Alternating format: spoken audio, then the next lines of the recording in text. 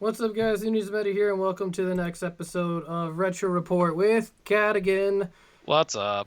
Wow, that was the most radio DJ thing I've ever done. We're gonna go over Vegas Online Tournament 1. So if you guys don't know what Vegas format is, it's similar to like Edison, where it's during Nationals, the format that would encompass Nationals, but before important sets came out. Where Edison, you play March 2010, but no Shining Darkness. So this is hat format, but without hands, Soul Charge, or Primal Origin. So it's essentially the same card pool as Firewater. Firewater. Yeah, essentially the same card pool as Firewater, but you have that ban list, so you have like one Wolfbark and one Gund, which makes me a sad panda. Because I originally was like, yeah, this format you can't really play water, and then first place, Mermail. Well, damn. All right, what do I know? You can see there were 30 players here. And so we'll go over the deck representation here. Geargia and Mermails were the most represented deck with 4 each. And then you have a ton of one-ofs outside of the 2 Harpies and the 2 Dark Worlds. I really like Dark Worlds in this format. I think they're really good. I like them in Firewater, though, too. So a lot of that's carried over because they're not really hit. But Infernity is hit, so like it barriers at 1. So that's kind of cool. What do we not see here? Infernity. Yeah, so 1 Piper, go Cadigan. Yeah. 1 Evil Swarm, I played this today. Did not go well. 1 Sylvan, 1 Fable Ghost Trick, which is weird. 1 Chain Burn, 1 Machina Roid. We'll get there. Don't worry about it. We'll get there, friends. I got the list. 1 Chain Beat, 1 Blackwing, which is really weird. 1 Spellbook. I like Spellbooks. 1 Zombies. We like January 14 Zombies, so like this is kind of the same thing. 1 Umbral. I'm going to leave that one to Cadigan. We don't have the list, but sure. Which is sick, though. 1 Fire Fist, even with 1 Wolfbark. It's 3.5. I remember seeing in the Discord that it's 3.5 access, so playing like Vulcan and stuff. 1 Cast Dragons, 1 Lightsworn Zombie, which is another list that I would like to get my hands on. DM me in the Discord. 1 Inzektor, which we will get to. 1 Spirit Ghost Trick, which I mean, spirits are cool. I just didn't know that the way they work with Ghost Tricks. That's like a historical topping list. I think in the original Vegas event, there was a Spirit Ghost Trick list. Okay. 1 Boojin, and 1 Baby Raccoon. I want that list so bad. I hope you find it, man. For the top cards in terms of like side deck, Maxi being the biggest, it's interesting to point out that when we go into the top 4 lists, not a single one was main decking a hand trap. There were no not even no Maxis, but no Veilers or anything either. No Crows, no Scarecrows, which you do see in the side. You can see like some E-Viruses and stuff. Yeah, so you see DD Crow here, 26 DD Crows, and then 27 Debunks, but far and away 72 Maxis. I'm not saying the main board is really weird, especially saying it like overwhelmed, but when the top lists aren't main decking it, I guess it makes a lot of sense. Let's do some quick math here. 72 Maxis means that between 30 players, on average, everyone was citing at least 2. That's like crazy. 2.25 Maxis per player or something. I like seeing Soul Drain. As a Mermail player, don't like it, but I like that people are playing Soul Drain. Mirror Force is typically more popular than Deep Prison at this point in time because there are a lot of swarm decks. You don't have hands to worry about and either. You don't have the hands to worry about, so mass removal is more important. So if you're a hat player trying to go back a little bit to Vegas, this is a little bit more prevalent. Dust Tornado is not that uncommon. And then in terms of the main decks, obviously you're going to see a lot of MSTs. Triple MST is very popular in Firewater, so seeing that here. Upstart Theory with 43 upstarts makes sense. 30 upstarts. So basically 10 players were maxing out on it. And then 43 Fiendish Chains. Fiendish Chain versus Breakthrough is interesting in this format to where if you want them to waste their MST on a Fiendish Chain because you have like a crap ton of more back row, that use like, okay, you can hit the Fiendish Chain, I have more, which is perfectly fine, as opposed to something like Breakthrough Skill, where if you're only setting Breakthrough and something else, you'd rather them, like try and blind space you or something like that. Xing Call the Haunted's pretty cool. This thing, that card like kind of still kicking. Pot of Duality, Bottomless, Forbidden Lance, Dark Hole, TT. All right, we're gonna start with the second place list because I want to do the 2 Mermail lists together. So don't have too much to say about the Geargia list here. Ludovico. I apologize if that's if I butchered it. Again, this is pretty much the standard Geargia lineup. As soon as we get Geargia gear, except for no Max E. So typically you would see these like 13 and then 2 Max E's for 15, but we're seeing triple Blackhorn instead. 2 7 tools because again we don't have wiretap. That's another thing to like point out. There's no wiretap.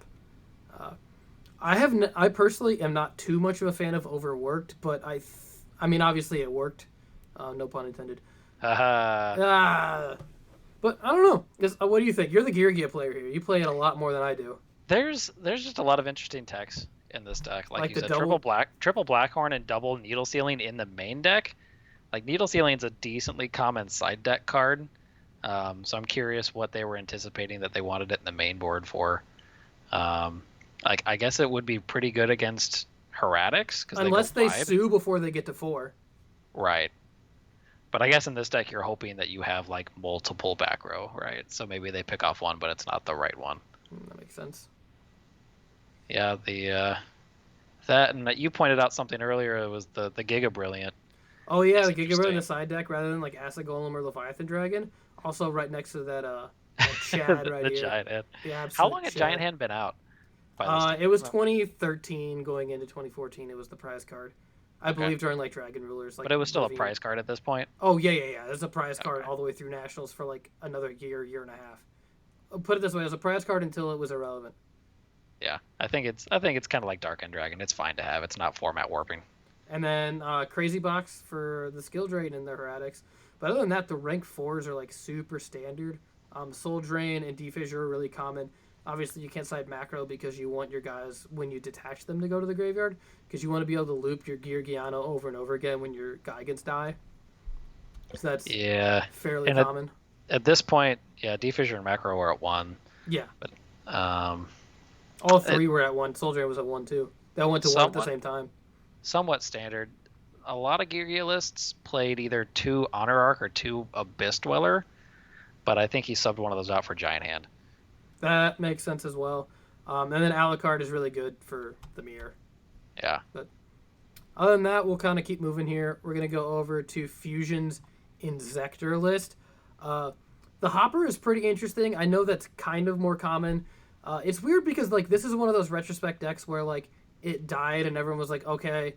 Like, because like, it was good again in September 12 when Billy did well with it, I believe, at Indy. And a couple of their like Inzektor decks like did well. I believe won Toronto or not Toronto. The first list with Vegas. I think it was Seattle. It was Seattle, I believe, if I remember correctly. The first list when Mermails were legal, so it was just Undyne, no TS or lead or anything like that. I believe that won the event, if I remember correctly. But the Armageddon Knight is interesting because that's not as common, but I like that you can summon it off Tomato. So you have like this like kind of mini Tomato box here. I believe Hopper you can because it's 17, but it's typically just another Inzektor name. The like attack directly effect doesn't really come up very often. But this is one of those decks that like after that event and after that format when we got our Dragon Rulers and then our Ravine Rulers, everyone was like, okay, we kind of forgot about it. And then I've noticed that there are a couple of January 14 players that have really like picked this deck up again. It's like, no, it's not bad. Like it's good again. Kind of like Geargia was good in September 12, but the difference between Geargia being like becoming relevant again and this deck becoming relevant again is Geargia's got gear in the middle. Yeah. Where this got nothing outside of like extra cards like Volk and like Shark Tornado or whatever it is. Shark Fortress. Fortress, yeah. So outside of that, I also like that the sideboard is 10 hand traps. Hey, there's those 3 maxis we were trying to figure out. Yeah. There's this is a pretty streamlined looking version. Triple Call and Triple Threatening is, I mean, you're really doubling down on trying to either get your combo or survive until you can get your combo. The Fiendishes are interesting. I'm trying to figure out what the Soul Takers and the side are for. I wonder if that's for like Gaios.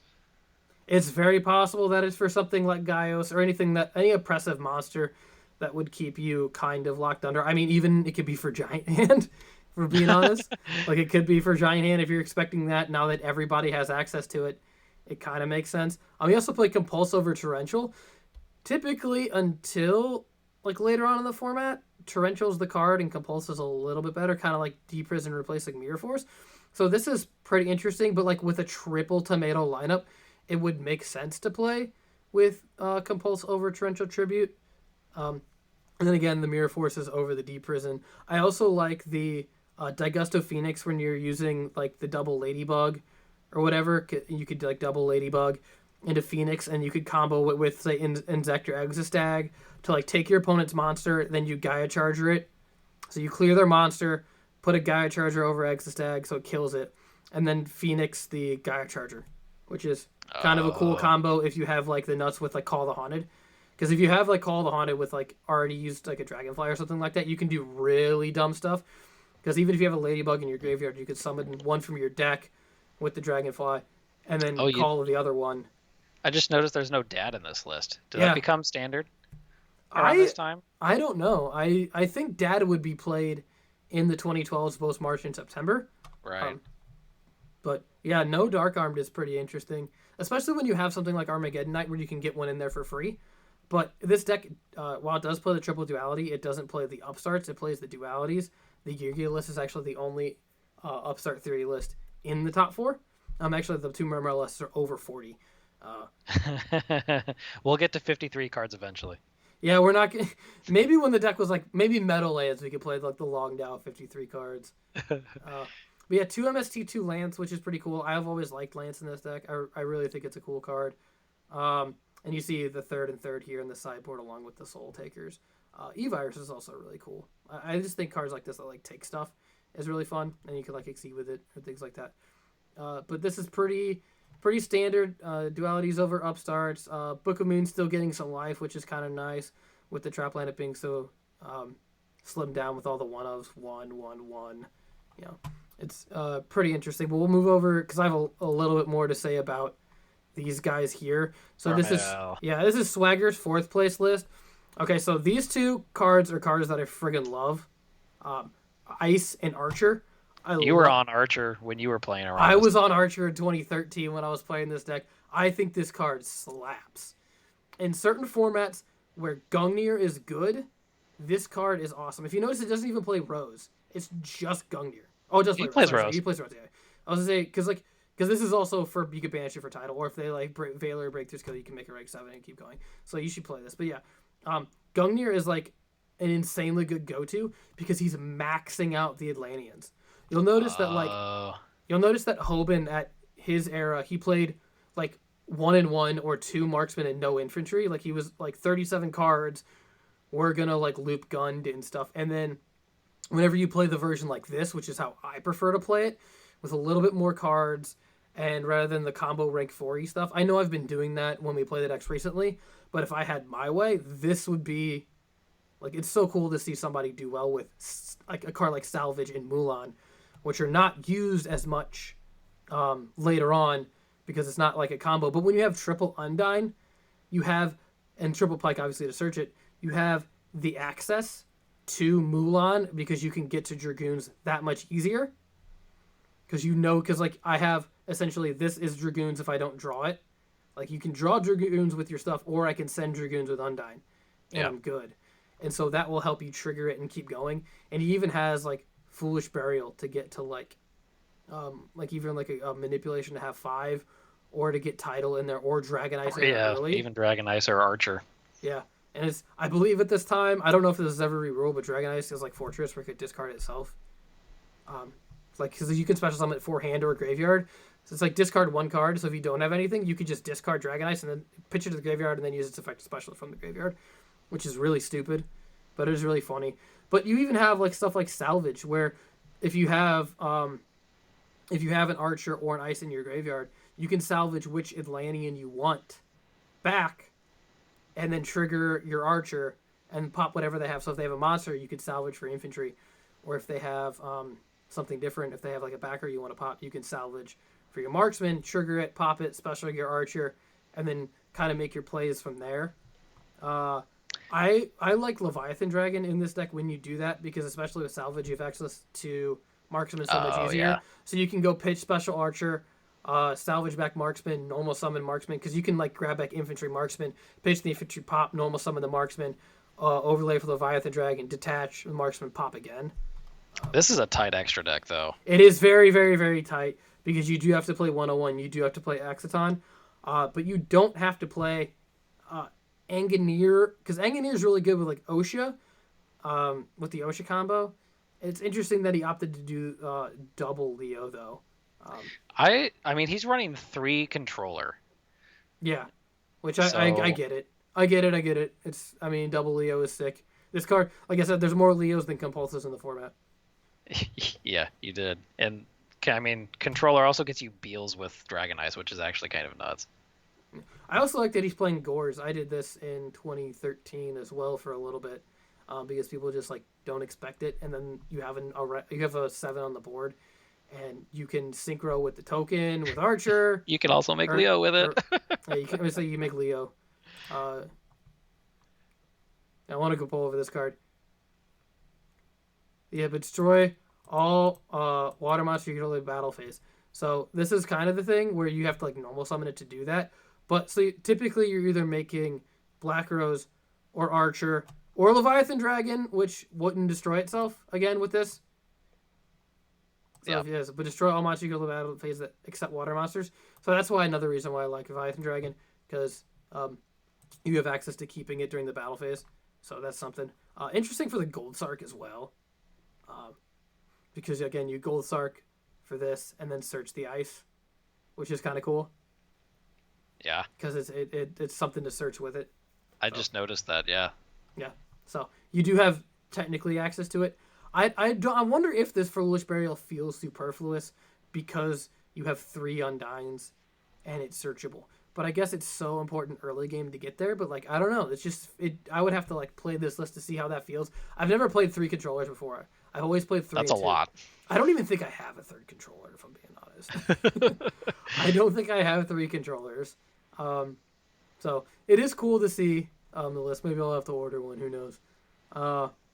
Except I ordered Dark Calling today. But yeah, that's kind of everything. Kind of everything I have on there on this one. And then we'll move over to the first place list. I say this one for last because it was Indikid who won the Retro Series 51 Tengu Play Tournament. My man's back-to-back, which is pretty sick. He's playing 6 Atlanteans. He's not playing the 3rd Infantry. He's also not playing Archer. He's playing Diva. So this is his substitute here, and what Diva gives you access to is Armades for armors and Lins, as well as Armored Kappa. That card's pretty good. Which is, again, another really cool card because it can trigger infantry. I'll pull it up here for guys who don't know what it does. But it also gives you access to discards because it's a water monster. So this is another really cool card that you can do during either player's battle step while an attack is occurring. Yeah, so that's really cool. I think this card is awesome. And I like that it's getting some play. The detach is typically not too common because like, who cares? It's the detach. You're getting it for the infantry, not for the attack and defense gain. Because I believe it's only during your turn for that effect. Double Raigeki break. The last list played only one wing blast for the only discard trap. Because we only have one gun in this format, you're typically doing everything you can, aka salvage, to try and recycle this. This list does not play Turge, as opposed to the 4th place list, which did play Turge. But also Diva gives you access to Vulcan. So, because cards like Fiendish Chain and Breakthrough Skill are so incredibly popular in this format, you can go normal summon Diva, eat that Fiendish Chain, or eat that Breakthrough Skill, flip Sphere, bring out a level 4 with Pike, make Vulcan, and use the effect to bounce the Sphere back to your hand, similar to like you would with Duloran. But Vulcan allows you to remove a monster, where Duloran only gives you that 500 attack, I believe it is. And Vulcan, so. Yeah, and Vulcan allows you to clear another card, which is really cool. So what I'm surprised to see is like not even one Aqua Spirit. None of the lists are playing Aqua Spirit. Like Veilered or Fiendish, you could just special Aqua Spirit and then do exactly what you were just saying with Vulcan. So no lists are playing Aqua Spirit and no lists are playing Bahamut Triton. At least here, which I've noticed. So which I think makes sense if you're going to lean heavy into having a full like actual synchro lineup. Whereas opposed to the list that play one Undyne, one controller, you'd have one Leo, one Black Rose, and that's it. And then the rest of them, you do have access to your like your full Exceed lineup. So that is something to point out. Like he doesn't have room for Daigusto Phoenix or Gachi Gachi for the rank 2 plays, and there's no room for like Catastrophe or anything or Librarian if you're expecting like a synchro deck. The only one you could have here is Armades, despite the fact that you can salvage Diva back and use it again to get another guy. So I think with salvage, Diva does make sense. I do just kind of have a soft spot for Fishborg Archer because I think that card slaps, and I really liked it way back in the day. I played it historically and not in retrospect, which is really cool. So I'm glad that that's like still alive and like still kicking. So I'm gonna give Cadigan the floor now for Cadigan's Jank Corner. Oh yeah, where we find a funny list that topped, or that was played at the event that didn't top. Yeah, it did not top. It did get one win though. It got one win, and so I want you to explain what the hell I'm looking at. So this is what WDNR's, I believe, list. I was poking around on the Format Library Vegas channel and asking for some of the more niche lists. He graciously posted their list. What do they beat? They said they beat Chainbeat with it and then lost to Geargia and Fire Fist. This is very reminiscent of like a 2012-ish Monster Mash deck, but really machine flavored in a way that makes it very fun. So I was going to say, flip over all the weird cards like Armoroid and Express Roid and Ambulance Roid. The main synergies here is Armoroid is a level 8 Earth machine, so it's usable with Fortress to either revive itself or to bring back with Grand Soil to make a rank 8. You have Machina Cannons for the exact same purpose, and you can search those out for trade-in. Express Roid and Ambulance Roid is a fun combo if you can get it off. Express Roid, when summoned by any means, you can add 2 Roids from grave to hand. These only run, and it cannot do itself, so you can only bring back Ambulance Roid and an Armor Roid. Ambulance Roid, when you add from grave to hand a Roid monster, you can special it instead. So there's burst potential here if you can line up all the cards. It's obviously very difficult to do so.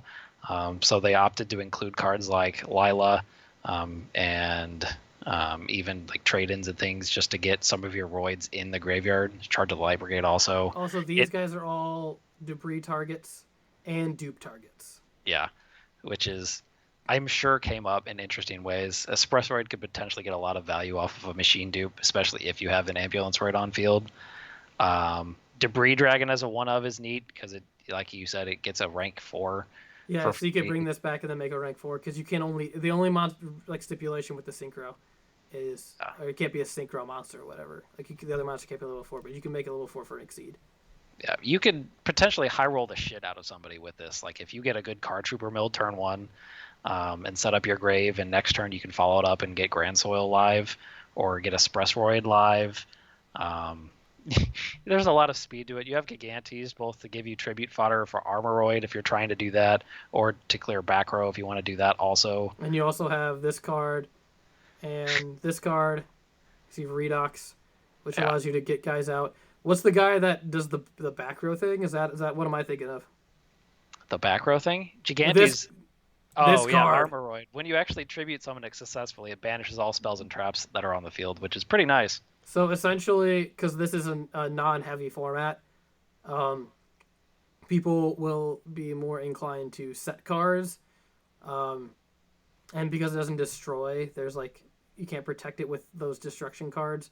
So what you could do is you could Grand Soil out one of these guys and then tribute summon both of them, and tempo that way if you're willing to do that. Yeah, there's a lot of potential fun interactions in this deck. I'm not advocating this as being like super competitive, but it looks like a lot of fun. And you also get like random big monsters like Beast Machine King Barbaros which you never get to see because you have to banish a machine and a Beast Warrior just to summon it. But it's big monster and it's level 8. Yeah, but it's funny because it's like I said, your opponent takes no battle damage. Yeah. So you have just chonky guy that can clear everything, but that's about it. It's like the only thing in the format this doesn't run over is like Zombie Stein from Dark Worlds. Although this would be funny under skill drain. Yeah, that's a good point. A lot of the deck doesn't synergize with it, but at the very least, if you do get skill drained, this would just be Chonky McGee. I mean, you have Fire Kings and you have Dark Worlds might play it. Dark Worlds. You have Can Herratic side into it? Herratic's main deck skill drain. Oh, do they? Ugh. Yeah. So you can main deck skill drain in Herratics if you really want to. So that's kind of funny. What I just wanted to highlight the Beast Warriors or the Grand Soils? The Grand Soils, I think, are it. Is there? It does include itself. And then you have, is it Beast or is Beast Warrior? Oh my gosh, yeah. I don't even think there's anything in the extra deck. That's really funny. So I guess if you mill one, yeah, this is like a super high roll card. Yeah, it's not like super dead because you can pitch it with Fortress, you can trade in it, but okay, that makes sense that it's tradeable. Yeah. And then you have Scarecrows because they are Earths, and Maxis are Earths, which again, no hand traps on the main board. No, not even Maxis for Earths. Yeah, which is pretty odd because it's not even. It's like a no trap deck too. I don't know. I just love the flavor of it. It's funny. So that's gonna do it for this edition of Retro Report. We'll be keeping an eye out for more tournaments. And again, if you have any of the Jank lists that you played in, be sure to comment down below if you played in the event. Or if you're planning on playing in anything, we'll try and keep our eyes out. And thanks for watching, guys.